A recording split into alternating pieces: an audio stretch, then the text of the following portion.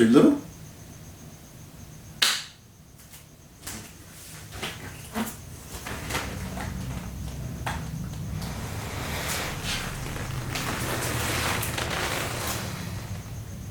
Too much?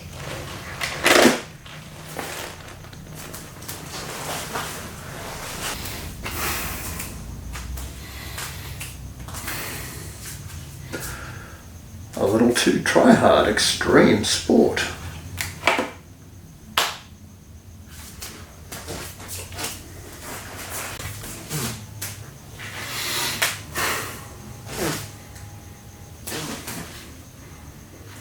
Maybe. Getting there.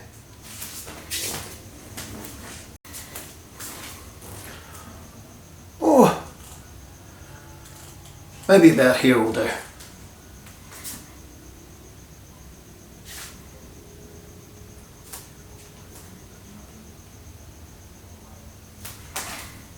Well, I'm something of a fan of the electric scooter.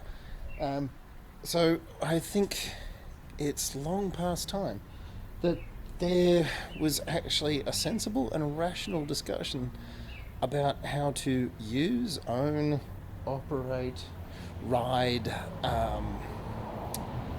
and take one of these things into the world in a responsible manner that is not going to get yourself killed or hurt anyone else. Because as the scooter hire startup companies are making their millions and flooding the streets in various cities around the world, a lot of people are just jumping on and thinking it's just like riding a bike, when it's not. So let's have a look at some of the more important aspects to understand about riding a scooter. If you've never been on one before, have a listen. If you have, maybe there'll be something that might be worthwhile to you.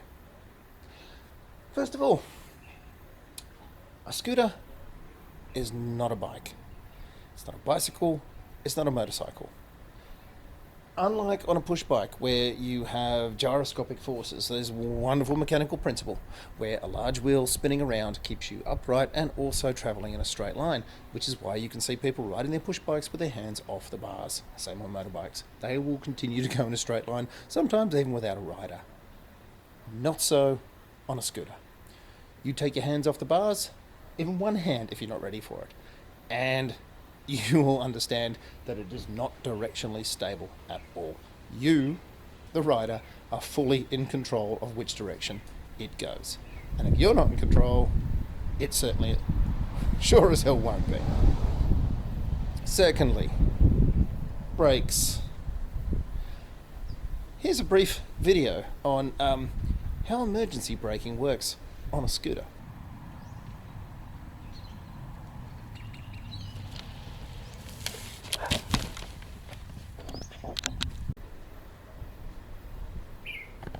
So, now that we've covered how ineffective it is to stop in a hurry on a scooter, as opposed to most other vehicles, let's have a look at the effectiveness of the various types of brakes you can have.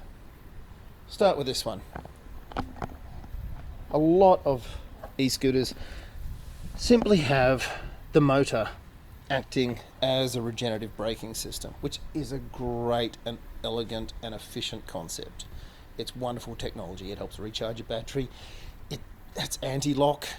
It helps slow you down. It's a wonderful thing. But, especially with things like Bluetooth and various other technologies being interfered with and failures happening between the electronics and the motor, sometimes these things don't work. Sometimes they work when you don't want them to. So, to my mind, it is vitally important that you also have a mechanical braking system.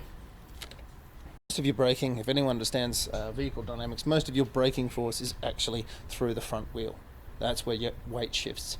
That's where you have the most contact to the road. But obviously on something like this, if you're putting your weight against the bars, yeah, it's not going to end well. We'll go into a more upmarket scooter. Here we have a drum brake on the rear, a little bit dirty, and again, a disc brake on the front, as well as some regenerative braking in the motor. Once again, it's when you back off the throttle, when you actually hit the brake levers, your regen braking will start to happen. Again, you need to be in control of it. Lastly, we have twin disc brakes on our beast here, because on a scooter that's capable of doing up to 65 kilometers per hour, you do need some serious braking, because you're getting up to speed real quick and you need to shed some of that speed. Now, let's talk about the most important thing. When we are riding a scooter, which is not a bicycle, one of the most important things that people just do not seem to understand is body positioning and body weight on the scooter. That is how you control your scooter. You do not steer a scooter by turning these. For a start, have a look at the contact patch. There's not a lot there. Okay? That and that is what steers your scooter. Where your body weight is and how you shift it on the scooter is what's going to make it go around a corner safely and controllably. Same goes for when you're accelerating and decelerating. Have a look at this. Compare this to the average bicycle. What we've got here is basically a giant lever. And if you apply force to a giant lever, what happens? That's exactly what happens. And that's what happens if you've seen in the emergency stopping video. It doesn't take much. You will go. It will go.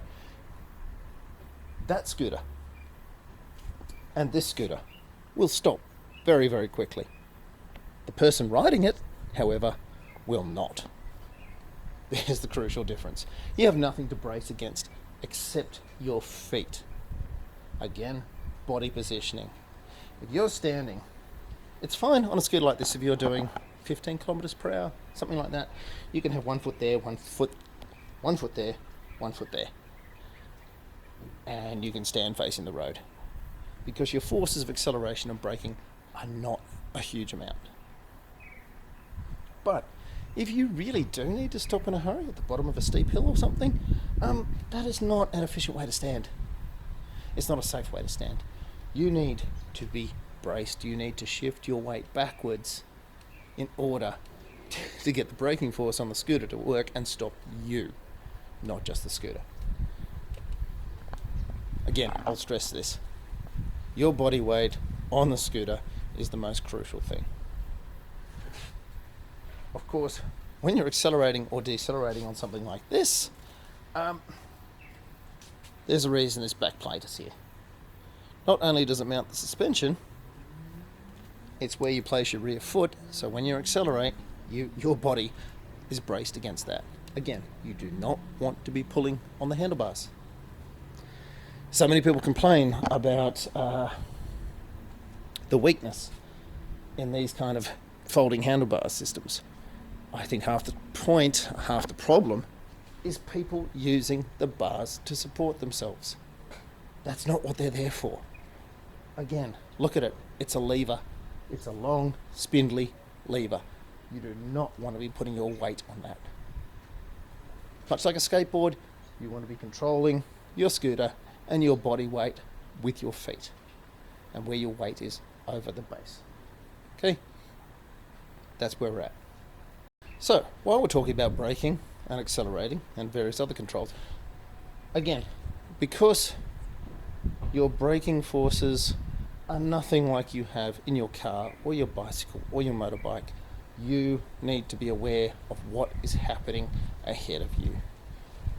You need to be planning your escape routes. You need to be understanding what's ahead of you. You need to be anticipating what's ahead of you. If you're on the footpath and you're coming around a corner, expect there to be a pedestrian on the other side of that, and you need to be out of their way. Okay? Otherwise, that's when these things will get banned. If you're on the road and there's a car in front of you, expect them to brake or to pull across in front of you without checking or without looking. That's just how it works. If you behave that way, you take responsibility for where you are on the road, on the footpath, or wherever. That is your first safety. That is your active safety. Helmets, brakes, and so forth. They're all your passive safety. They're all the things that happen after the event. Your proactive safety is in here. So You need to be aware of what's happening. You need to anticipate, and you already need to be slowing down before you get to a point where you have to stop in a hurry. Make sense? I hope so. Because I, for one, want to see these things on the roads around the world, because they fit in every small apartment. They fit in even the smallest cars. They are a wonderful way to get around. They are so much fun. They are incredibly efficient transport. They are really enjoyable. They are really liberating. And we don't want them to come to a sticky end or people to hurt themselves.